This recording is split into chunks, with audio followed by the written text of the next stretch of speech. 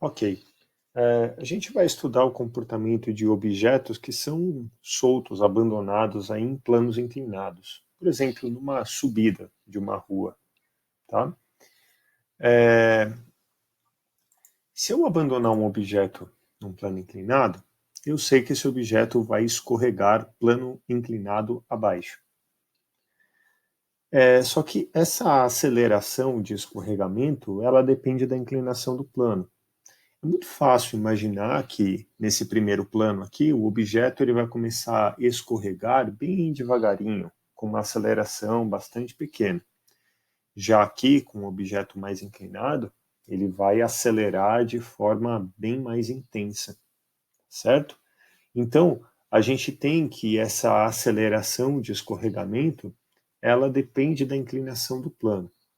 Agora a gente pode fazer um exercício mental aqui. Qual é a força, né, que pode fazer com que esse objeto escorregue?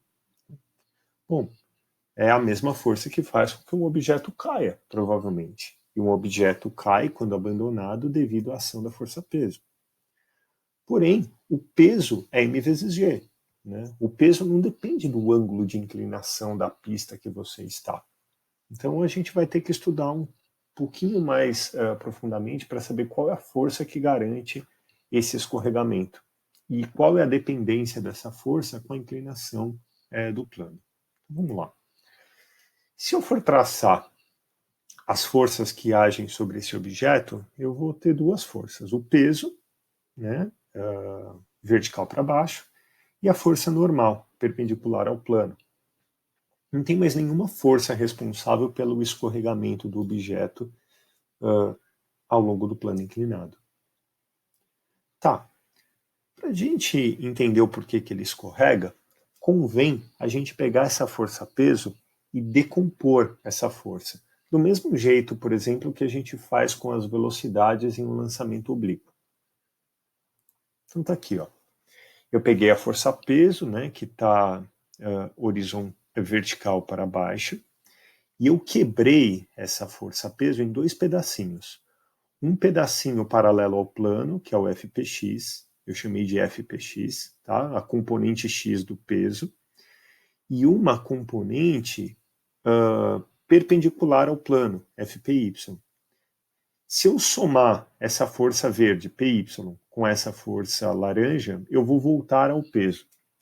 Mas qual que é a vantagem dessa decomposição? Né? Por que não vale a pena eu trabalhar com a força peso? Né? Por que eu estou decompondo em dois pedaços? Porque olha só, essa componente Y do peso é a força que faz com que o objeto fique grudado ao plano e garanta a mim essa existência de força normal.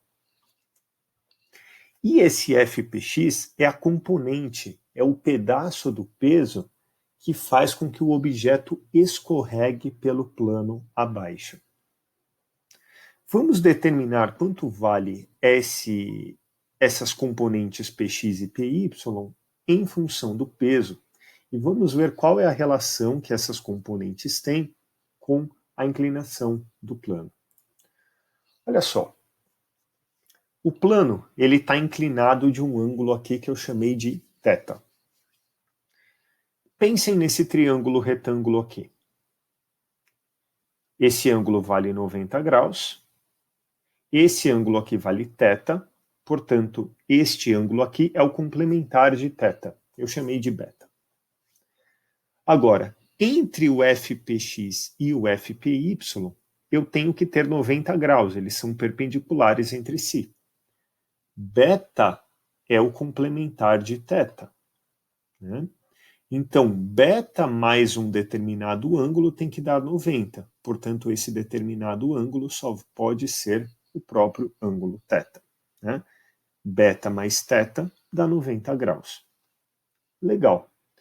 Então, eu descubro que a inclinação do plano inclinado, esse ângulo de inclinação, é o mesmo ângulo que o FPY forma com a força-peso.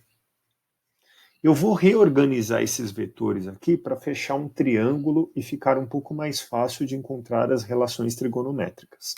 Então tá aqui, ó. peso vertical, FPY aqui e FPX aqui. Então eu tenho um triângulo retângulo, onde o FP é a hipotenusa, o PY é o cateto adjacente e o PX é o cateto oposto. Então vamos lá. Se eu fizer cosseno de θ é o cateto adjacente PY sobre o peso. Portanto, o PY é peso vezes o cosseno de θ. Fazendo o seno de θ, seno é cateto oposto sobre hipotenusa. O seno de θ, portanto, é FPX dividido pelo peso, de modo que FPX é o peso vezes o seno de θ. Quem que é FPX? FPX é a componente do peso responsável pela aceleração do objeto plano abaixo. FPY é a componente da força-peso que mantém o objeto em contato com o plano. Legal. Para a gente pensar um pouquinho, ó. Deixei aqui escrito, FPX é o peso vezes o seno, FPY é o peso vezes o cosseno. Vamos ver como que o seno e o cosseno variam com o ângulo. Veja, se o ângulo é 0 graus, esse meu plano inclinado, entre aspas, não vai passar de um plano horizontal. E aí o que eu tenho? O seno de 0 é 0, portanto o FPX vai ficar igual a 0. E o PY vai ser FP vezes o cosseno, que é 1. Portanto, o PY vai ser o próprio peso. Isso faz todo sentido. Se o meu plano inclinado é um plano horizontal, ou seja, um plano inclinado de 0 graus, o PY, que é o que se equilibra com a normal, vai ser o próprio peso, porque esse cosseno vai dar 1. E o PX, que é a força que me puxa para o lado, vai ser 0. Um objeto num plano horizontal, ele não vai nem para um lado nem para o outro. Beleza? Isso, inclusive, é um jeito que a gente pode testar se uma superfície é plana. Né? Coloque uma bolinha nessa superfície. Se ela rolar para algum dos lados, significa que o ângulo que ela está formando não é 0 grau, não é uma superfície horizontal. Né? É uma superfície que está um pouquinho inclinada. Tá, agora o que eu percebo? À medida que este ângulo aumenta, o seno vai aumentando, ó, vai de 0 para 0,17, para 0,34, para 0,5 e assim sucessivamente. Ou seja, à medida que o plano vai se inclinando, essa força-peso X, que faz o objeto escorregar plano abaixo, vai ficando cada vez maior, porque o seno vai aumentando. Ou seja, isso está de acordo com o fato de que, quanto mais inclinado for um plano, maior é a aceleração de escorregamento do objeto. Agora, o FPY é a força que mantém o objeto grudado ao plano. Quanto mais inclinado está o plano, menos contato ele tem com o plano. E a gente pode perceber a coerência disso para um caso extremo. Se eu tenho um plano inclinado de 90 graus, esse plano virou uma parede vertical. E aí, para um ângulo de 90 graus, o cosseno é igual a 0. Portanto, o meu PY vai ser o peso vezes 0. Meu PY vale 0. Ora, é bastante intuitivo pensar. Se você tiver uma parede vertical, colocar um objeto e largar, o contato entre o objeto e a parede vai ser 0. Portanto, está tudo coerente. Quanto mais inclinado o plano fica, maior o Px, porque o seno aumenta, e quanto mais inclinado o plano fica, menor vale esse Py, que é a força que mantém o objeto colado ao plano, digamos assim. E esse Py, ele sempre vai ser equilibrado, né, no caso de um plano que não acelera nem para cima nem para baixo, esse Py ele vai ser igual à força normal. Né? É esse Py que faz com que o objeto colhe no plano e o plano responde com essa força normal. Ou seja, se a gente tiver num plano inclinado e for medir um objeto, uma massa desse objeto, né, colocando uma balança, essa balança vai estar experimentando uma força normal menor do que se ela tivesse na horizontal. Ou seja, a gente vai medir uma massa do objeto um pouco diminuída, né? Porque esse PY vai ser menor do que o peso do objeto, né? Porque se o plano está inclinado, esse cosseno é menor do que 1. Né? A gente consegue medir isso numa balança. Por isso que balanças de precisão, elas têm até um pequeno nível nelas para que a gente as ajuste perfeitamente na horizontal. Se a balança estiver um pouquinho torta, a gente vai ter um erro aí na medida da massa. Ok, vamos fazer apenas um exemplo numérico. Olha só, um objeto de 2 kg encontra-se em repouso sobre um plano inclinado em 30 graus. Determine a aceleração do objeto quando abandonado e sua força normal com o apoio. Então, vamos lá. A aceleração do objeto eu vou determinar a partir do Px. É o Px que faz ele acelerar plano abaixo. Né? E o Px é o peso vezes o seno de θ. Quando o ângulo está inclinado de 30, eu vou ter o peso do objeto. Né? O peso de um objeto de 2 kg é 20 newtons.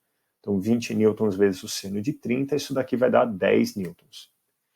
Nós temos que a força resultante é m vezes a resultante é 10, né? 10 é igual a 2a, e a gente vai chegar que a aceleração desse objeto é 5, né? Por que eu falei que o Fpx é a própria resultante, né? Porque nesse plano inclinado aqui, na direção do plano inclinado, o Fpx é a única força que age. Portanto, ela, na direção inclinada do plano, faz o papel de resultante, sozinha. Então, eu posso calcular aqui a aceleração gerada pelo Px. Se eu tivesse um atrito aqui para cima, aí eu teria que fazer que essa resultante é o Px menos o atrito, mas não é o caso. Agora, e a normal? A normal ela é igual ao Py. Por que é igual ao Py? Porque esse objeto ele nem escapa do plano e nem afunda no plano. Então, na direção perpendicular ao plano, o objeto está em equilíbrio, né? Ele não acelera nem para cima nem para baixo. Portanto, perguntar a força normal é igual a perguntar o Py, porque eles têm a mesma intensidade. Então, o que faremos aqui? Py é igual ao peso vezes o cosseno do ângulo de inclinação. Portanto, o peso é 20, o cosseno de 30 é aproximadamente 0,87. Então, a gente vai chegar aqui em um número de 17,3 newtons. Agora, vejam, um objeto de 2 quilos, ele estaria sobre uma força normal de 20 newtons, né?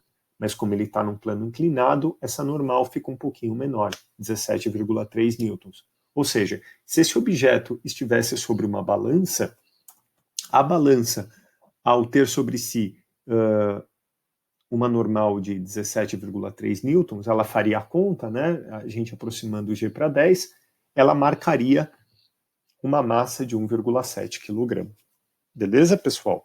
Então, de plano inclinado, é isso.